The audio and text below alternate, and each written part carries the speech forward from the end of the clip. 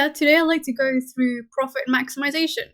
You might know that's where MC equals MR, but let's go and find out why that is. So here I've got the definitions. Marginal cost is the addition to total cost when producing an extra unit of output.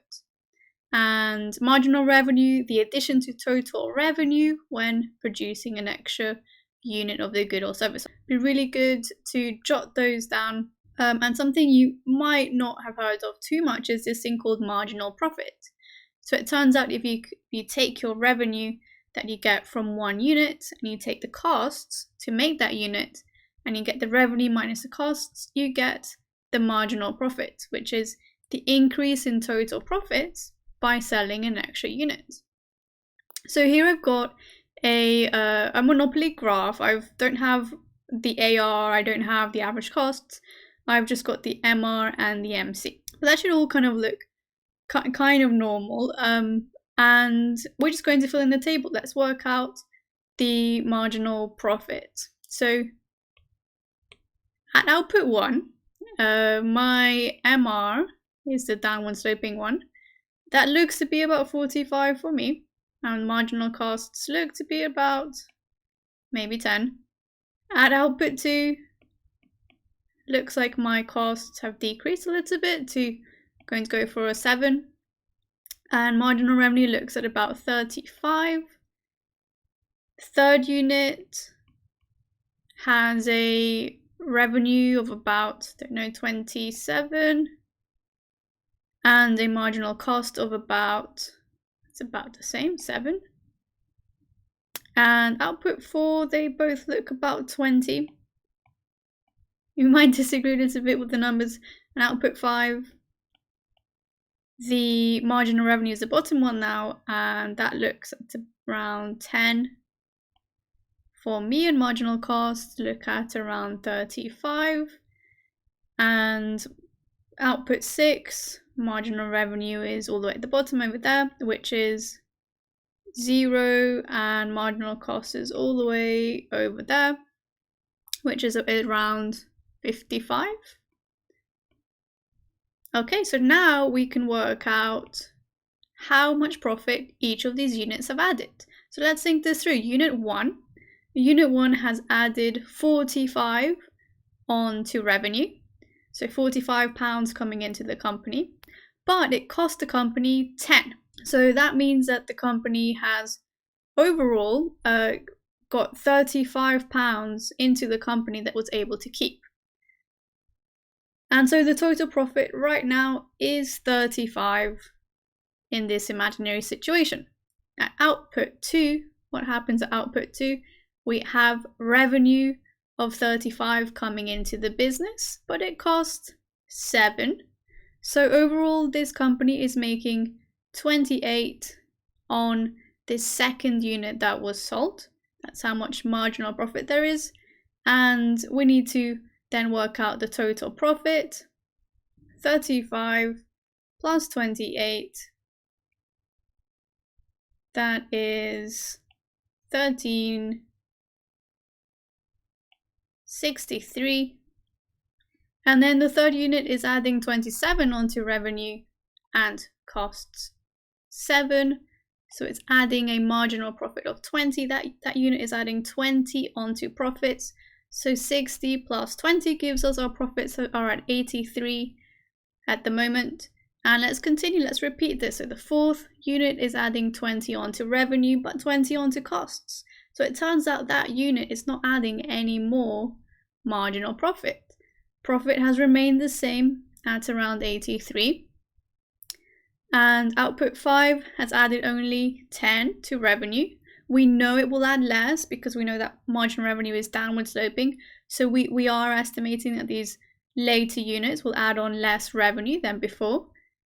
And it's cost 35. So overall, the profit has actually does something really interesting. We've got 10 in revenue, 35 in costs. It's negative. That fifth unit, that single unit, I'm not talking about the fourth or the third, but that single fifth unit has generated a loss of 25. So a negative marginal profit of 25. And that means that the total profit right now looks to be at around 58. And then at output 6, no revenue. In this case, marginal cost is 55. So it's decreased profit by 55, and now we are down to 3 total profits. Okay, so that's what marginal profit meant. And you can see that from a business perspective, it was much better idea to produce 2 units instead of the 1 unit, because the profits would be 63 and not 35. But it would be even better to produce 3 units, because the profits would be 83 and not 63.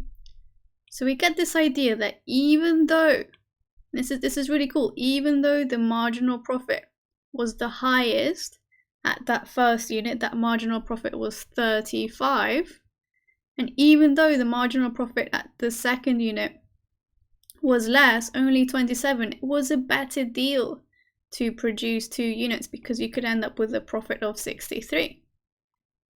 And producing that third unit, yeah, it didn't have much marginal profit. It only had a marginal profit of 20, which is less, but it's still a really good idea because your profit still increased to 83. And that's the idea, that here we have rule number 1. Whenever your MR is greater than your MC, it's a really good idea to produce that unit. It doesn't matter if there's a little marginal product. What matters is that means your profit is increasing. So we can kind of summarize this, that whenever you find yourself at levels of output where your marginal revenue is higher than your marginal cost, all of these units up to 4, the company would say, yeah, this is really good. I like to produce this and this and this and this. You know, they're going to make their way across all these units because they're going to want to produce them. Right, but we've also kind of seen this kind of harmful picture going on, that when the firm produces too many units, so when they start producing after the 4th unit, so say the 5th and the 6th units, profits actually manage to decrease. In this particular case, the company doesn't make a loss. Never. It's still making a profit of 58 at 5 units or 3 at 6 units.